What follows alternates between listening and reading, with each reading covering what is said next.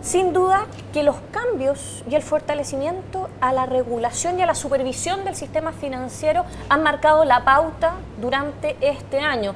Tuvimos el lanzamiento del CERNAC financiero y ahora la Superintendencia de Bancos anunció que ampliará la supervisión a los emisores de tarjetas de crédito no bancarias. Asimismo, el gobierno llegó a un acuerdo con parlamentarios para reactivar la discusión de la reducción de la tasa máxima convencional. Para analizar estos temas estamos con uno de los protagonistas, el gerente del Comité de Retail Financiero, Claudio Ortiz. Muchas gracias por esta entrevista en DFTV. Muchas gracias, Francisca. Empecemos con el tema de la supervisión a los emisores de crédito no bancario. Hasta el momento, las casas comerciales han tenido que entregar su información al Banco Central, también a la Superintendencia de Bancos, pero se publica a nivel consolidado y con casos, por ejemplo, como el de La Polar, vimos que esa supervisión no fue suficiente en cuanto a emisores de crédito. Por lo tanto, ¿qué les parece a ustedes como Comité de Retail Financiero que ahora la autoridad sí diga que en los cambios a la Ley General de Bancos se contempla que la superintendencia, por ejemplo, deje de ser superintendencia de bancos e instituciones financieras y se transforme en una superintendencia de bancos y créditos? A ver, tú has hecho varias afirmaciones en esto. Quiero partir lo primero, para descartar el tema lo de La Polar. Perfecto. La información que gatilla el caso La Polar estaba absolutamente en manos de las autoridades de la época. Esa información pública, la cual fue utilizada por un equipo de abogados y basados en esa información se gatilló toda la investigación posterior. Es decir, faltó darse cuenta por Con esto yo lo que quiero demostrar es que no es que haya faltado regulación, simplemente lo que nosotros sentimos que hubo una pasividad de varios actores de la cadena. Obviamente el principal culpable de esto son los autores de esta situación, digamos, dentro de la empresa, su directorio, obviamente por la responsabilidad que le corresponde, los auditores, las empresas clasificadoras de riesgo, y también creo que hay algo de pasividad que hubo en este caso por parte de la Superintendencia de Banco, porque la información la tenía completa para poder, digamos, generar las luces amarillas sobre lo que estaba pasando. ¿Pero qué pasa en ese sentido? Y se lo pregunto por lo siguiente, porque acá ha quedado muy demostrado con este caso que hay 3 entidades que están a cargo de supervisar a los emisores de crédito no bancarios. Por un lado está la Superintendencia de Valores y Seguros, que es la que maneja los balances y los reportes financieros, ¿cierto? Por otro lado está la Superintendencia de Bancos, que a diferencia que a los bancos, que les regula todo en el fondo, regulan la parte de la emisión de crédito, no así la Superintendencia de Valores. Y por otro lado está el Banco Central, que recibe esta información. Por lo tanto, al no haber un organismo, como el caso de la Superintendencia de Bancos, con los bancos, que ve tanto activos como pasivos, como balances, como colocaciones, al ser 2 entidades en el fondo, sucede que, claro, la Superintendencia de Bancos maneja la cantidad en crédito y la Superintendencia de Valores y Seguros maneja los balances. Entonces ahí se produce también este quiebre en la información y se produce lo que vimos. Y claramente juntando ambas informaciones de ambas superintendencias podemos llegar a lo que llegó a este estudio de abogados. Absolutamente. Por lo tanto, ¿qué le parece que la autoridad en este caso esté tomando riendas en el asunto y diga nosotros vamos a incrementar la supervisión desde la Superintendencia de Bancos? A ver, nosotros respecto al perfeccionamiento en materia de supervisión, nosotros no tenemos mayores reparos ni objeciones. Si se trata de dar mayores garantías al mercado, generar mayor confianza a través de la fiscalización in situ, donde vayan los fiscalizadores de la superintendencia a recabar, digamos, la información para poder emitir sus informes, nosotros, Francisca, no tenemos mayores objeciones sobre esa materia. Aún más, el año pasado las empresas abrieron completamente sus puertas por más de 3 meses a la Superintendencia de Banco sin haber cambiado regulación alguna. Ellos entraron, pidieron toda la información que requirieron y fue absolutamente de gran colaboración de cada una de las empresas, todo el proceso, y por lo tanto Yo con esto lo que quiero demostrar es que aquí hay que distinguir lo que es el perfeccionamiento de la fiscalización a lo que es la ampliación del marco regulatorio. Ya. Nosotros, respecto a la fiscalización, vuelvo a insistir, no tenemos mayores reparos. Lo que sí nos preocupa es que se esté dando señales de ampliar el marco regulatorio. ¿En qué sentido? Por el hecho de que nosotros tenemos que tener siempre claro que debemos entender que el modelo de negocio, la actividad que genera los emisores no bancarios es distinto a los bancos. Ya. Nosotros no captamos dinero del público y por ende, por ese solo hecho, nosotros debemos defender la naturaleza de nuestro negocio y tener una regulación ad hoc para este tipo de actividad, que es distinta a los bancos. Los bancos no solo captan dinero del público, sino que además hay seguros del Estado comprometidos respecto a esos depósitos. Por lo tanto, nosotros lo que solicitamos a nuestras autoridades es que cualquier perfeccionamiento que se realice en estas materias tenga súper claro esta diferenciación, por el hecho de que si nos quieren mirar exactamente igual que un banco, creemos que es un gran error, porque llevaría a una serie de complicaciones al desarrollo de la industria crediticia. ¿Cómo cuáles? Francisca, no nos olvidemos que la puerta de entrada para cualquiera persona al mundo del crédito han sido los emisores no bancarios. Por lo tanto, ese dinamismo y esa autonomía, dado que las empresas del retail lo que prestan son los dineros, recursos propios, los recursos de sus accionistas, eso le da un cierto dinamismo que la banca no lo ha tenido. Claudio, pero ¿cuál es el temor acá? ¿Que se filtren los datos? ¿Que se consoliden las bases? ¿Que ha sido una de las banderas de lucha de ustedes evitar la consolidación de bases de datos? No, ¿Cuál es el temor de el esto? temor es que se entre en una dinámica de exigencia, de sobreexigencias. Que, por ejemplo, hay empresas del retail que no tienen una estructura como la que tienen los bancos para estar cumpliendo permanentemente con todos los requerimientos que tienen que cumplir los bancos. O sea, cuando hablamos de retail hay empresas grandes que tienen grandes estructuras, pero también hay otras empresas muy pequeñas y en regiones que, de ser consideradas dentro de todo este nuevo marco regulatorio, no van a ser capaces de cumplir con todos esos requerimientos, porque esos requerimientos, Francisca, están hechos para otro tipo de operaciones, otros tamaños, otros riesgos. Acá nosotros tenemos que plantear claramente que nosotros somos un sector que está metido dentro del mercado crediticio muy distinto a los bancos.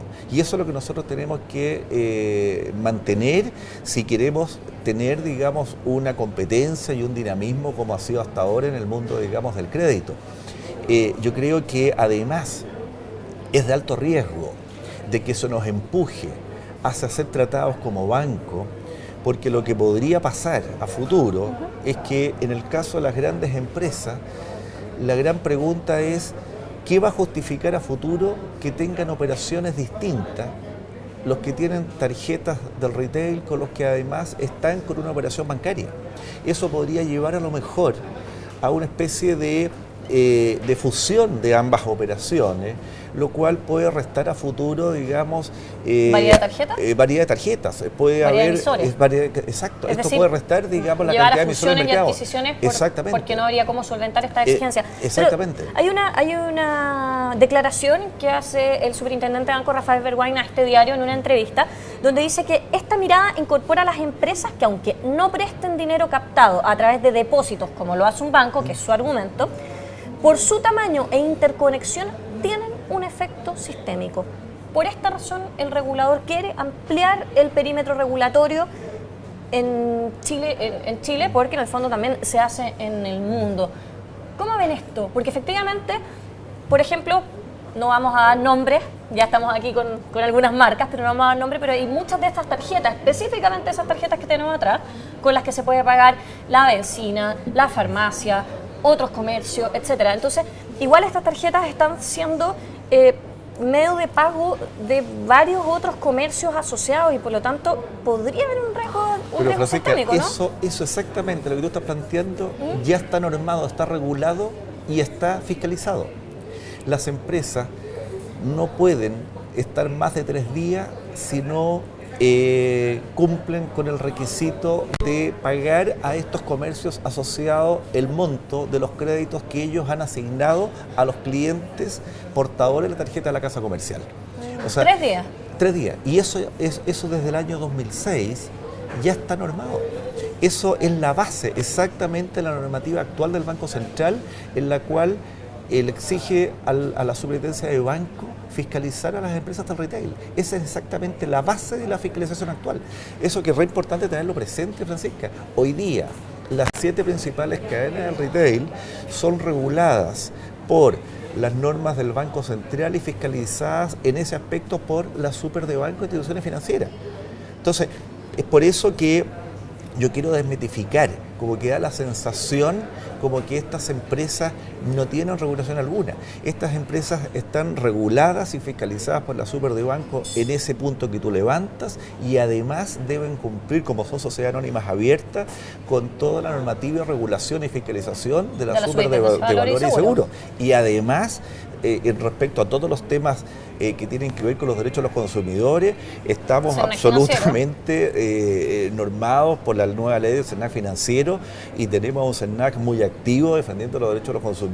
Entonces, la verdad las cosas, que ya hace mucho rato ya dejó de ser realidad esto, que este grupo de empresas no tenía a nadie quien lo fiscalizara y no tenían regulaciones. O sea, ¿le parece que aumentar esto sería sobreexigir la regulación a las casas comerciales? Absolutamente, yo lo encuentro de alto riesgo, sobre todo, Francisca, en que en este minuto nuestro mercado y nuestro sector está sometido a un estrés financiero, a un estrés regulatorio financiero en este último año.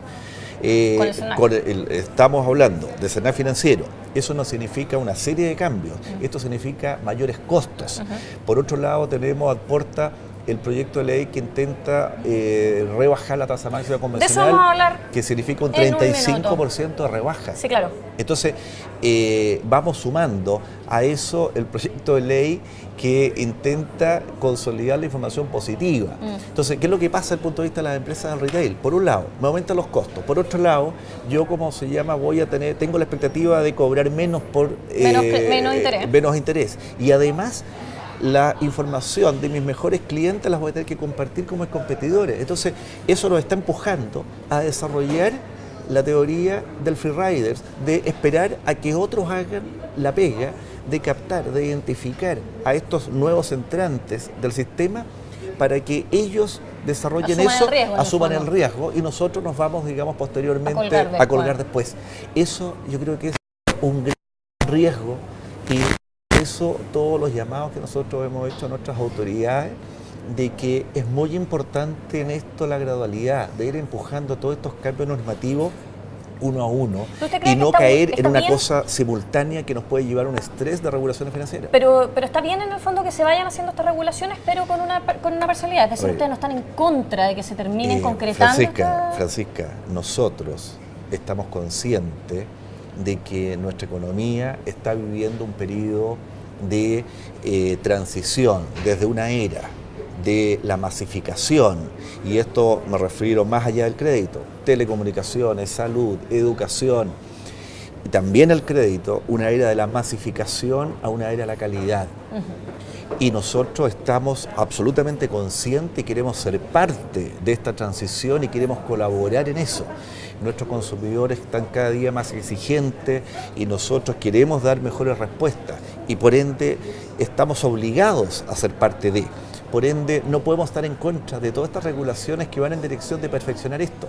Lo que nosotros queremos es que esto sea en un justo equilibrio, sea de a poco, claro, y que haya un justo equilibrio para evitar de que el sector más dinámico de la economía, en el comercio, se termine en una ralentización, llevándonos a un ahogamiento desde la perspectiva del marco regulatorio.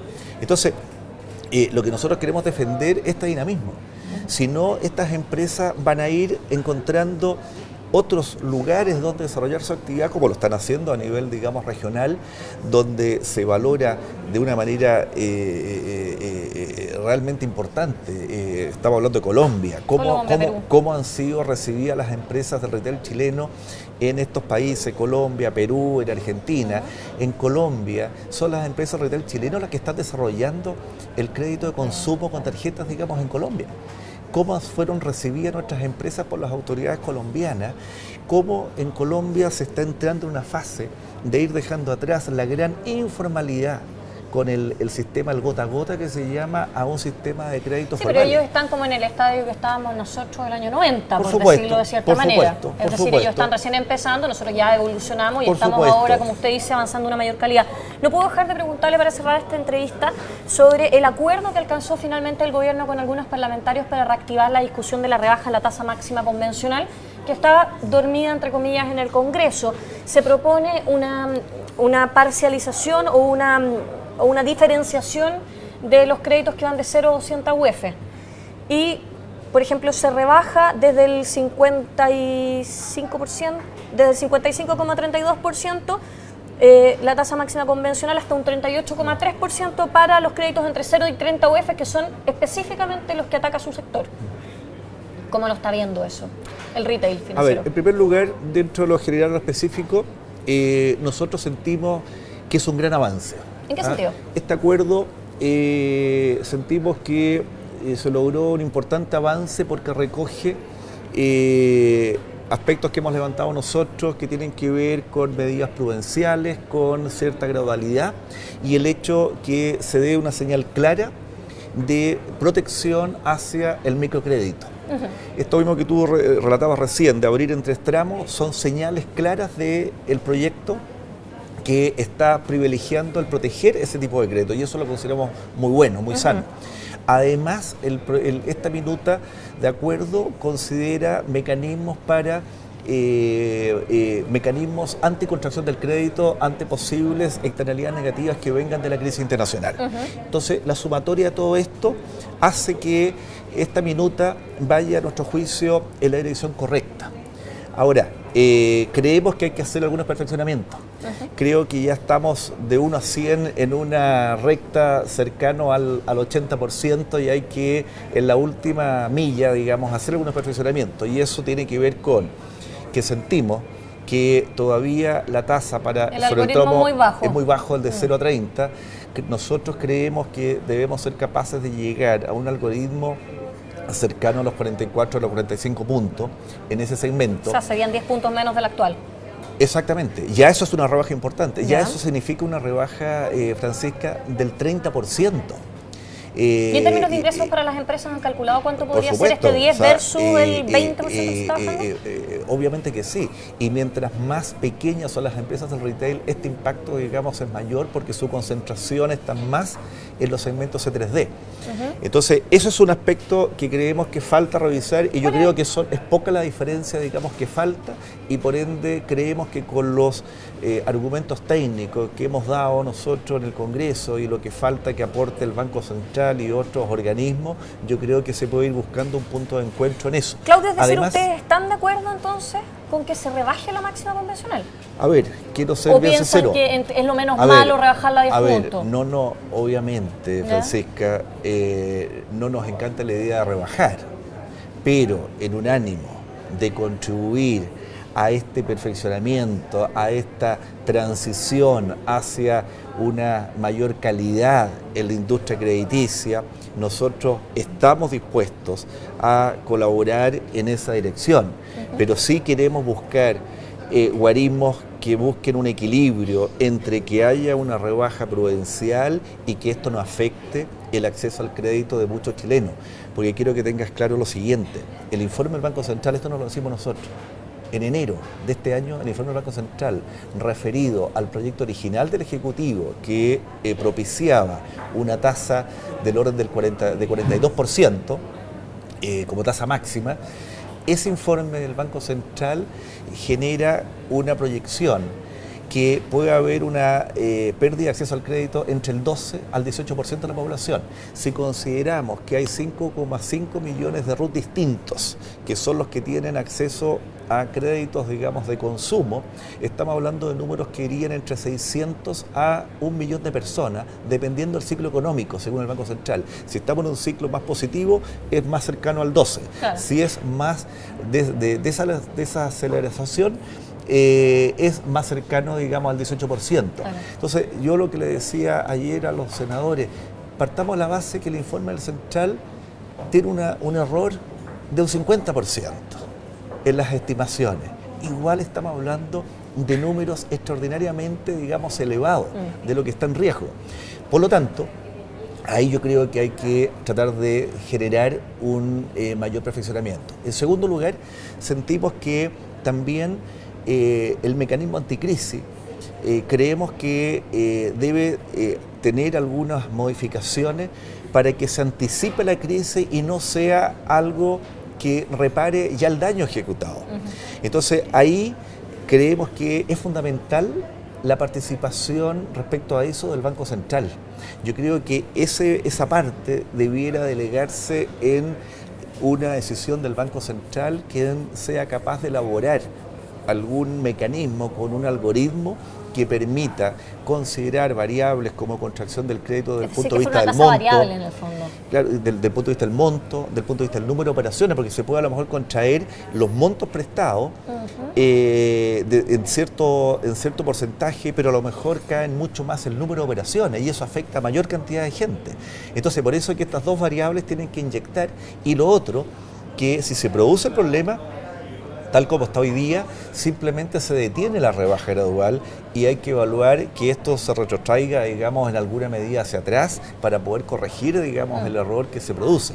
Entonces, ahí hay perfeccionamientos técnicos que tienen que ir en esa dirección, como también hay aspectos ya más menores que yo creo que fueron bien acogidos en el Parlamento, nuestro planteamiento, que en la rebaja transitoria de un año que establece esta minuta, que tenía contemplado una rebaja quincenal de medio punto, ya por razones no del negocio en sí, sino que por razones operacionales y de adecuada información a los consumidores, nosotros propiciamos de que esto se haga en forma mensual, porque si no, imagínate la emisión de los estados de cuenta con tasas distintas de una quincena respecto a la otra, puede generarnos ruido con los consumidores. Sin duda, una discusión que va a dar para largo, esperamos contar con su presencia cuando esto avance. Pero yo creo que vamos bien encaminados.